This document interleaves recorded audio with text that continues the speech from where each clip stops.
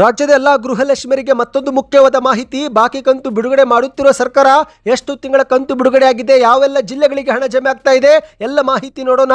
ಮತ್ತೊಂದು ಜಿಲ್ಲೆ ಫಲಾನುಭವಿಗಳ ಬ್ಯಾಂಕ್ ಖಾತೆಯಿಂದ ಹಣ ವಾಪಸ್ ಪಡೆದುಕೊಳ್ಳಲು ಮುಂದಾದ ಸರ್ಕಾರ. ವಿಡಿಯೋನ ನೀವು ಪೂರ್ತಿಯಾಗಿ ನೋಡಿ. ರಾಜ್ಯದಲ್ಲಿ ಪೆಟ್ರೋಲ್ ಖಾಲಿ, ನೋ ಸ್ಟಾಕ್ ಬೋರ್ಡ್ ನೋಡಿ ಜನ ಮುಗಿಬಿದ್ದಿದ್ದಾರೆ. ರಾಜ್ಯಾದ್ಯಂತ ಪೆಟ್ರೋಲ್ ಬೆಲೆಯಲ್ಲಿ 2 ರೂಪಾಯಿ ಕೂಡ ಹೆಚ್ಚಳವಾಗಿದೆ. ಮತ್ತೊಂದೆಡೆಯಲ್ಲಿ LPG ಗ್ಯಾಸ್ ಸಮಸ್ಯೆಗೆ ಕೇಂದ್ರ ಸರ್ಕಾರದ ಪ್ಲಾನ್ ಬಿ ರೆಡಿ ಆಗ್ತಾ ಇದೆ. ಭಾರತದ ಅಡುಗೆ ಮನೆಗಳಿಗೆ ಹೊಸ ಗ್ಯಾಸು ಕಾಲಿಡ್ತಾ ಇದೆ. ಏನಿದು ಮಾಹಿತಿ ನೋಡೋಣ. ಇನ್ನು ಕರ್ನಾಟಕದಲ್ಲಿ ಇನ್ನು 1 ವಾರ ಭಾರಿ ಮಳೆಯ ಮುನ್ನೆಚ್ಚರಿಕೆ, ಯಾವೆಲ್ಲ ಜಿಲ್ಲೆಗಳಲ್ಲಿ ಮಳೆ ಆಗುತ್ತೆ, ಹವಾಮಾನ ಇಲಾಖೆಯಿಂದ ಎಚ್ಚರಿಕೆಯನ್ನು ಎಲ್ಲ ಸುದ್ದಿ ನೋಡೋಣ.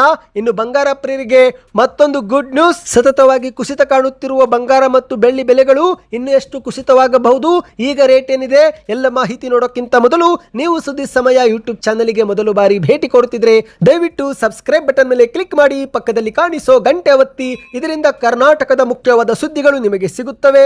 ವಿಡಿಯೋಗೆ ಲೈಕ್ ಮಾಡಿ ಮತ್ತು ವಿಡಿಯೋ ಪೂರ್ತಿಯಾಗಿ ನೋಡಿ. ಬನ್ನಿ ಸ್ನೇಹಿತರೆ, ಎಲ್ಲ ಮುಖ್ಯವಾದ ಮಾಹಿತಿಗಳನ್ನ ಡೀಟೇಲ್ ಆಗಿ ನೋಡೋಣ.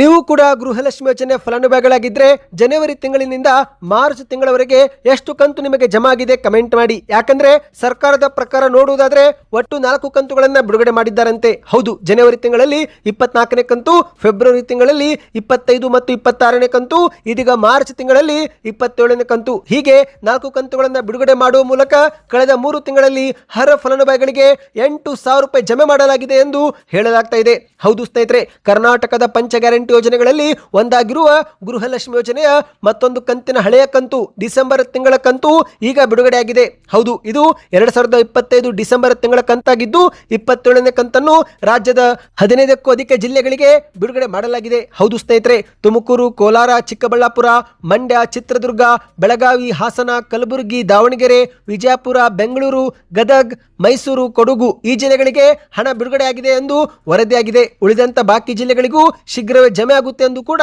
ಹೇಳಲಾಗ್ತಾ ಇದೆ. ಇನ್ನು ಇಲ್ಲಿ ವಿಶೇಷವೇನೆಂದ್ರೆ, ಕಳೆದ ತಿಂಗಳು ಫೆಬ್ರವರಿಯಲ್ಲಿ 2 ಕಂತನ್ನು ಹಾಕಿದ್ದಾರೆ.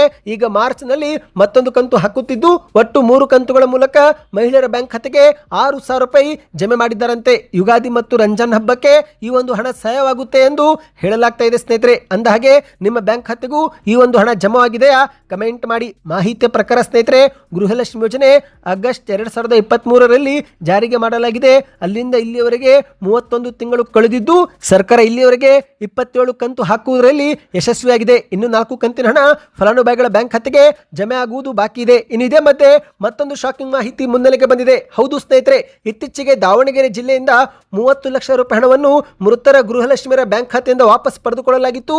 ಈಗ ಇದೇ ಮಧ್ಯೆ ಮತ್ತೊಂದು ಜಿಲ್ಲೆ ಫಲಾನುಭವಿಗಳಿಗೆ ಸರ್ಕಾರ ಶಾಕ್ ಕೊಟ್ಟಿದೆ. ಹೌದು, ರಾಜ್ಯ ಸರ್ಕಾರದ ಪಂಚ ಗ್ಯಾರಂಟಿ ಯೋಜನೆಗಳಲ್ಲಿ ಒಂದಾಗಿರುವ ಗೃಹಲಕ್ಷ್ಮಿ ಯೋಜನೆ ಹಣ ಮೃತ ಫಲಾನುಭವಿಗಳಿಗೂ ಕೂಡ ಪಾವತಿಯಾಗುತ್ತಿದ್ದು ಇದೇ ಒಂದು ನಿಟ್ಟಿನಲ್ಲಿ ಸರ್ಕಾರ ವಾಪಸ್ ಪಡೆದುಕೊಳ್ಳಲು ಮುಂದಾಗಿದೆ. ಇದೀಗ ಯಾದಗಿರಿ ಜಿಲ್ಲೆ ಫಲಾನುಭವಿಗಳಿಗೆ ಶಾಕಿಂಗ್ ಸುದ್ದಿ.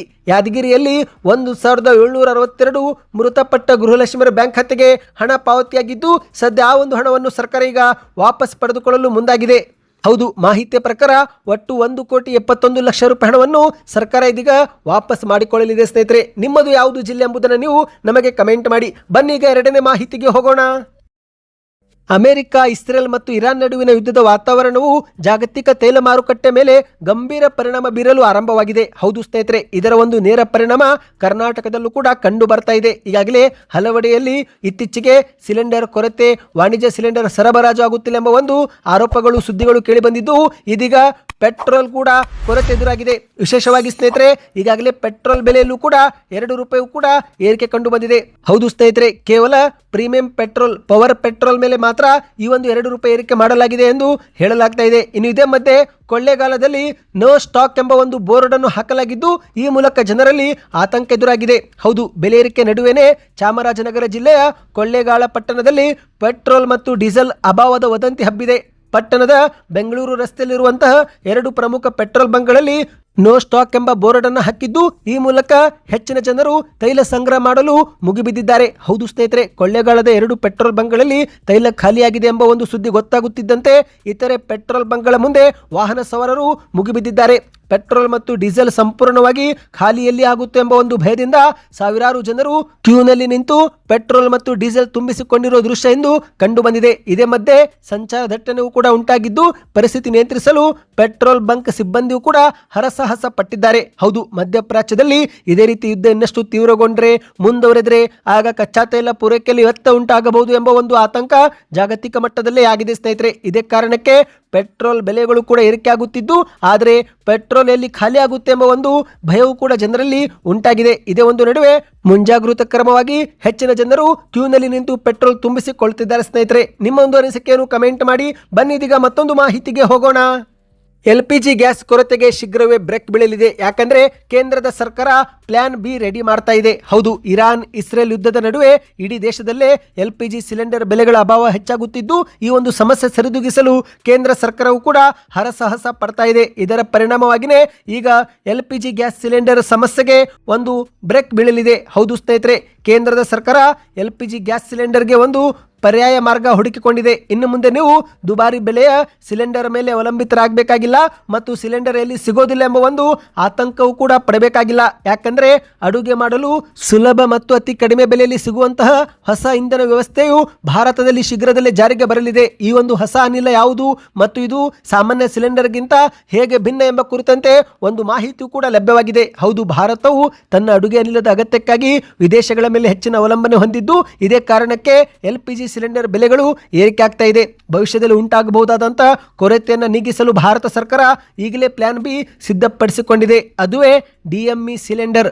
ಹೌದು ಸ್ನೇಹಿತರೆ, DME ಅಂದ್ರೆ ಡೈಮಿಥಲ್ ಈಥರ್. ಈ ಒಂದು ಹೊಸ ಇಂಧನ ಶೀಘ್ರದಲ್ಲೇ ಭಾರತದಲ್ಲಿ ಬರಲಿದೆ ಸ್ನೇಹಿತರೆ.